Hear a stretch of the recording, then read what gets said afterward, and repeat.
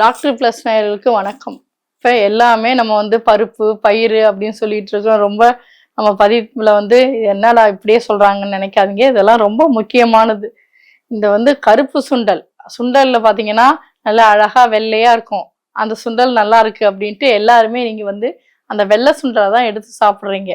அந்த சுண்டல் வெள்ளையா இருக்கா, அதனால அது அழகா இருக்கனால சாப்பிட்றோம். அப்படி கிடையாது. இருக்கிறதுலே கருப்பா இருந்தாலும் நம்ம வந்து அழகு கூட்டுறதும் உடம்புக்கு வலிமையை கூட்டுறதும் கருப்பு சுண்டல் தான். இந்த கருப்பு சுண்டலை கண்டிப்பா எல்லாருமே பயன்படுத்தணும். ஒரு சில பேர் பயன்படுத்துறீங்க, இல்லைன்னு சொல்ல. அது எந்த மெத்தட்ல யார் எப்படி எப்படி செய்யணும்ட்டு. கருப்பு சுண்டல் கண்டிப்பா முடி நரைக்காம இருக்கும். கண்ணு நல்லா தெளிவா தெரியும். கண்ணு வந்து வயசானாலும் கண்ணு தெரியும். முடி நரைக்காத காரணம் கருப்பு சுண்டல் தான். கருப்பு சுண்டலை தோலோட குழம்பு வச்சு சாப்பிட்றதோ இல்லை வேக வச்சு சாப்பிட்றதோ, நீங்கள் எப்படி வேணால் சாப்பிட்லாம். அடையாக சாப்பிட்றதோ இதெல்லாம் வந்து மெயினானது. ஆனால் கருப்பு சுண்டல் இப்போ வந்து குழந்தைகளுக்கு கொடுக்க முடி நரைச்சிருச்சு, சீக்கிரம் முடி நரைக்குது, பித்த வருதுன்னு சொல்கிறீங்க. அதே போல் கண்ணு வந்து ரொம்ப கண்ணாடி போடுறீங்க அதிகமாக. இதெல்லாம் வந்து வராமல் இருக்கணும்னு நினச்சிங்கன்னா கருப்பு சுண்டலை அதிகமாக பயன்படுத்தணும். சாயங்கால வேலையில் கண்டிப்பாக ஊற வச்சு பிள்ளைகளுக்கு வேக வச்சு கொடுக்கலாம். அது ஸ்நாக்ஸ் மாதிரி, அல்லது குழம்பாகவும் வைக்கலாம். கத்திரிக்காய் இதெல்லாம் போட்டு வைப்பீங்க. அது சுண்டல் வந்து அப்படியும் செய்யலாம். இல்லாட்டி சப்பாத்திக்கு சென்னா செய்கிறீங்க, சென்னா மசாலான்னு செய்கிறீங்க, அது வந்து வெள்ளை சுண்டல் தான் செய்கிறீங்க. வெள்ளை சுண்டலுக்கு பதிலாக இது மாதிரி கருப்பு சுண்டல். வடநாட்டு சைடில் வந்து பார்த்தீங்கன்னா உங்களுக்கு கண்டிப்பாக கருப்பு சுண்டல் தான் அதிகம் பயன்படுத்துகிறாங்க. அங்கே விளையுது. ஆனால் நம்ம வந்து நமக்கு அது தெரிய மாட்டேங்குது. வெள்ளை சுண்டலை தான் அதிகமாக எல்லாத்துக்கும். இந்த பானிபூரி விற்கிறவங்க கூட பாருங்கள், அதில் வெள்ளை சுண்டல் தான் போடுறாங்க. அப்படி கிடையாது. நம்ம கருப்பு சுண்டல் போட்டு நம்ம வீட்டில் செஞ்சு கொடுங்க. நல்ல ஒரு ரிசல்ட் கிடைக்கும். முடி ஏன் நரைக்கல அப்படின்னு கேட்குறவங்களுக்கு இதான். நம்ம முடி முக்கியம்னு நினைச்சோம்னா கருப்பு சுண்டல் தான் ஞாபகம் வச்சுக்கணும். சரிங்களா?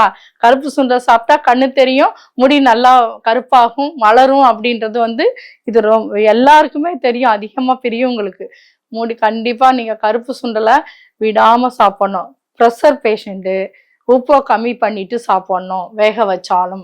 சுகர் பேஷண்ட்டும் அது மாதிரி தான். வேக வச்சு நீங்கள் அப்படியே சாப்பிடுங்க. தாளித்து சாப்பிடணும்னு நினச்சிங்கன்னா சின்ன வெங்காயத்தோடு சாப்பிடுங்க. தாளித்து சாப்பிட்னா பூண்டு சின்ன வெங்காயம் போட்டு தாளித்து சாப்பிடுங்க. அதிகம் எண்ணெய் ஊற்ற வேணாம், லைட்டாக ஊற்றிங்க. ஊற்றி தாளித்து வெங்காயம் கருவேப்பிள்ளை இதோடு சேர்த்து சாப்பிடுங்க. மென்று அது ரொம்ப நல்லது. அது ஒரு நாளைக்கு டிஃபனாக எடுத்துங்க. அதே மாதிரி நான் பாதாம் பருப்பு சொன்ன மாதிரியே சொல்கிறேன். சுண்டக்கல்லையும் கண்டிப்பா டிஃபன் மாதிரி சாப்பிடலாம் எல்லாருமே. அதுல தேங்காவை கட் பண்ணி வச்சுக்கிட்டு சில்லையும் வச்சுக்கிட்டு இந்த சுண்டக்கல்லையோட தேங்காய் சில்லையும் மென்று சாப்பிடுங்க. தயவுசெய்து மென்று சாப்பிடுங்க. அதாவது என்னால முடியல, பல்லு வலிக்குது இதெல்லாம் சொல்றவங்க தூவி போட்டு சாப்பிடுங்க. மெயினா வந்து மென்று சாப்பிட்டா ரொம்ப நல்லது. காலை டிஃபனுக்கு இட்லி தோசையை விட இது மாதிரி எடுத்துக்கிட்டிங்கன்னா பெஸ்ட் ரொம்ப. அது கூட உங்களுக்கு இதே நான்வெஜ் சாப்பிட்றீங்கன்னா 2 முட்டையை சேர்த்து எடுத்துக்கோங்க. அதனால ஒண்ணுமே கிடையாது. ஆனால் இட்லி தோசையோட சாப்பிடக்கூடாது. இதான் மெயினானது. உங்களுக்கு சுண்டக்கல்லையே விடாதீங்க. கருப்பு சுண்டல் கண்டிப்பா சொல்றேன். கருப்பு சுண்டல் ரொம்ப நல்லது, சாப்பிடுங்க.